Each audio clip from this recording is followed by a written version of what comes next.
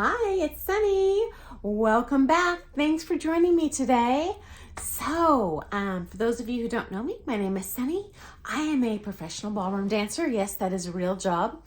And I'm here today to share some kind of industry insider perspective on things that you might be interested in learning.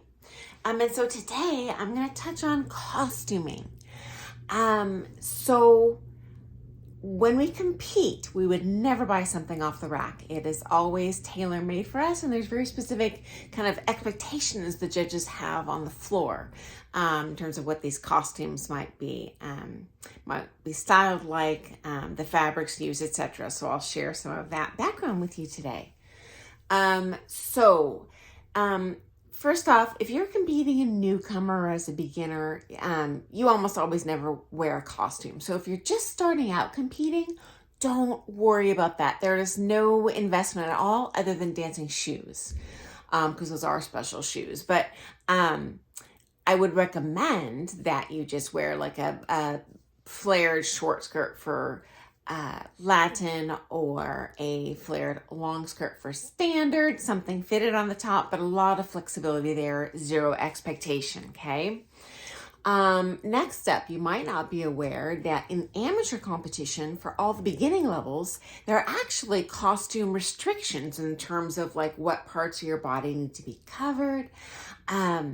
You can't wear, they call it lighting effects, but no rhinestones, sequins, anything that would sparkle, no feathers. Usually people wear what's called dance wear for that. And you could find that on danceshopper.com. That's, they don't sponsor me. I'm just sharing where I've bought stuff before. That would be kind of appropriate for those beginning levels of competition. The pro-am rules, like you see on Dancing Queens, are a little different. They actually do not restrict costumes at all. It can be your first time dancing. You would have learned dancing for a week. You can show up to a comp there and just go full-blown ball gown, feathers, rhinestones, and go crazy. So pro-am comps do not have this restriction.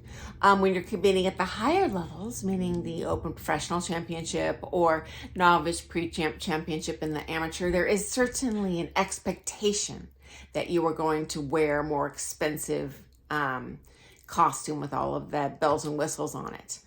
And so we usually, we either, if you're less experienced, you can buy them used at a competition, and those are cheaper. Usually those are cheaper. Most of us have them made, custom made for us. Obviously you spend more for that. And there are designers, tailors, so to speak, that specifically cater to the ballroom dance world. So do not go to your local tailor and expect to get something that's going to look normal on a comp floor. It would probably stick out. These costumes are made differently than streetwear or like a stage costume you'd wear in a play. And that happens in a number of different ways. First of all, there's built-in undergarments like bras. So you wouldn't want to wear a loose bra underneath your costume. It's built into there. These are almost always stretchy fabrics, so we can move to the max of our potential flexibility without the costume kind of holding us in. And they make stretch satin, stretch lycra, stretch mesh. You name it, they can make it in a stretch form, and they do. Often the edges of the costumes, the trim, for example, perhaps the arms, the edge of the skirt, are going to have additional accents to make that dress flare out and draw more attention to your movement while you're competing. So that might take the form of ostrich feather trim, which it's not like a cheap one you would find at a craft store, like very fluffy, or other types of feathers that are really elaborate, or perhaps like a wire, they call it horsehair trim, that would make the fabric flare out. So it doesn't look like a lampshade on you while you're dancing.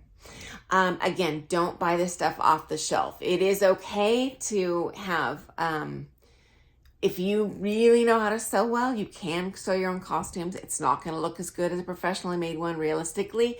If you choose to go that route though, at least invest in the correct fabrics. My favorite supplier is also a gown maker called Chris Ann.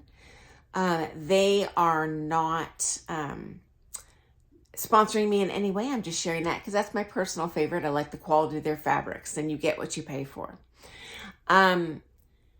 Regarding the trim, the ostrich feather, if you're going to have trim on your dress, never, ever, ever go cheap and go chicken feather. It's going to look ridiculous and out of place on the floor. Go for the full gusto.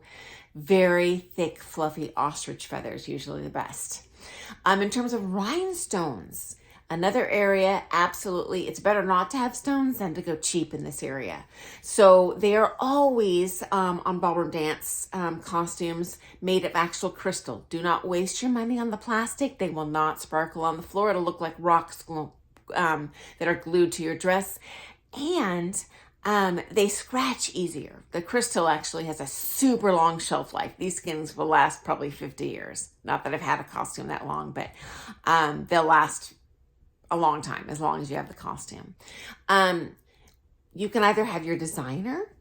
These stones are individually glued on there if they're size 20 SS or smaller. 20 SS, you usually get the most rhinestone coverage for per square inch, so to speak. So usually a dancers buy a lot of the 20 SS, though they go as small as 4 SS, which is eensy weensy teensy, or giant ones. Now giant ones will not stick on with glue. You actually have to sew those on, and they have holes to do that. The glue that we use, there's a couple different common ones. There's one called Gemtac, and there's another called E6000. And you can actually purchase these in your local craft store. My personal preference is the E6000. Maybe it's my chemistry, but when I sweat while I'm competing, I just melt that Gemtac off, and then I lose my rhinestones. And because the rhinestones are quite expensive, as I covered in my last video, you don't want to lose too many stones. It's also a pain in the keister if you have to restone your outfit. When you buy a costume, go ahead and invest in some extra stones because they will naturally fall off during competition. You don't want kind of bare spots on your costume. It just wouldn't look normal. You can have your costumes, as I said, made from a pretty expensive designer like Chris Ann. Or if it's just for a show, I'll go cheap and have something made in China if it's never going to see a comp floor. So as I previously shared, my most expensive costume is about $10,000, but I can buy them for as cheap as probably $1,500 from Asia. One really popular supplier is called Rainbow Shoe. That's Rainbow and then SHIU, I believe. You do have to wait a long time to get those costumes in though, and the downside of having an international provider is they can't tailor it. Once it comes in, you're stuck with how it fits. And for me, I found they tend to make stuff too big. I don't know if they assume all Americans are fat or something, but that's just what I found. But you can have it altered when you get here. And again, I don't recommend that quality of a gown for competition, but for shows, yeah, do whatever. Also, do not get sequins on your costume. I know it looks like, and it probably does sparkle as much as a rhinestone, but it'll cut your partner's fingers in Ballroom and Latin when you're touching the partner really fast. There can be sequins on it, and those are often like big giant ones that would sew on the bottom, kind of like weights to make your gown flare up. So similar to the horsehair. And that does look good, and that won't risk cutting your partner's hands, okay?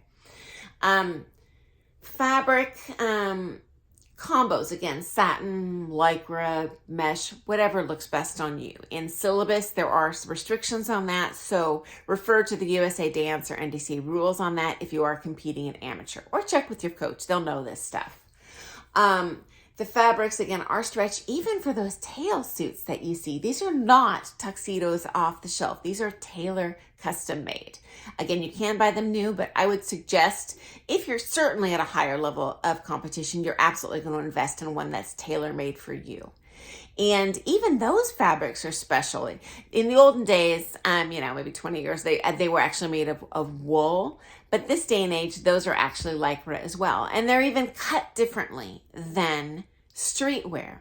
So they're designed to look best in a ballroom or Latin frame. If you wear a regular tuxedo under there, you're going to get some weird bunching under your armpits and on your shoulders, and it will not look good. It won't look normal. I would highly not recommend buying off the shelf for that. It would just look ridiculous out there. You have to go actual real costume, although it is a lot cheaper to buy them used. And they last a long time. It's totally fine to buy them used. Just won't fit quite as well. Again, don't go cheap on the chicken feathers. Go ostrich. I can't emphasize that enough. Okay, so next up, Little Black Bedroom commented on my Dancing Queens episode review, how I said this is ridiculous that these ladies made fun of Sabrina's costume for being too sexy. And I guarantee, guys, that was staged. That scene was staged for the show. I have never seen that in my life, either as an amateur or a professional.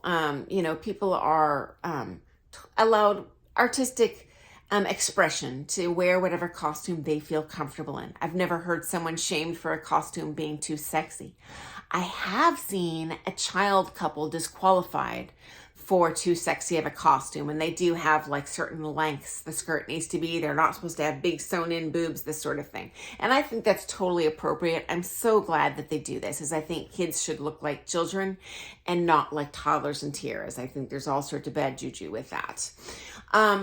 There are different costuming expectations for the ballroom versus the Latin. So, in a nutshell, the Latin costumes, like you saw in Dancing Queens, are short, they're revealing, they cover very little skin.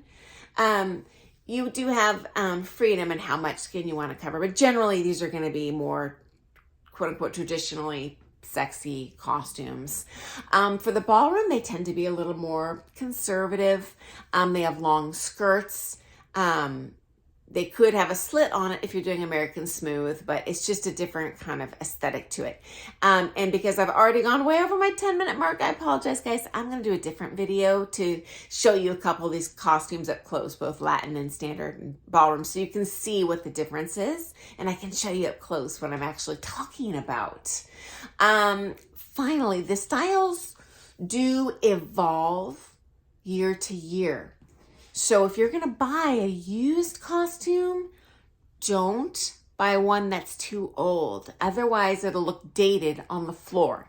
And even if you're purchasing an expensive used costume, if it's too old, the judges are going to look at that and think, oh, they don't invest in their dancing, or they're not experienced enough competitor to recognize what is in style or not in style. So definitely go with a newer model. If you're not sure what that looks like, you might go to some recent national competitions and just check out photos taken at that comp and see, okay, what are the ladies wearing? What are trends that I see?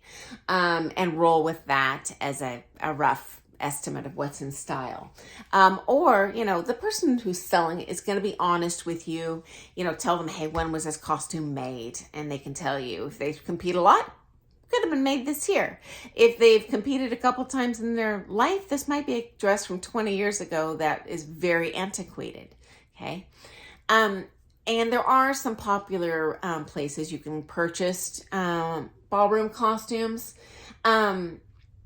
I do not recommend just buying online on a whim. You should try them on. They have vendors at competitions. You can go in and try the costumes on to see which style is most complementary to your dancing and your body type, because there are many different styles out there. Again, I see zero costuming shaming. This is so faked for that show. I don't want you to be intimidated and not buy something you really love just because you're afraid people will make fun of it. Totally inaccurate. Don't worry about that. So I've gone way past that 10-minute mark. I apologize if there's so much more to costuming. There's the accessories in your hair, your jewelry, your shoes are special too. So I might, and I definitely want to post a separate video showing you up close and personal what the heck I'm talking about here. But thanks for joining me today. I hope that was informative for you. Have an awesome week. Bye guys. See you soon. Oh, if you like, please subscribe, please like, and comment below if you have more questions, because again, my channel is totally not monetized. I don't make a dime. I just do it for your viewing enjoyment, and hopefully it's helping you out, giving you some more behind the scenes info. So bye guys.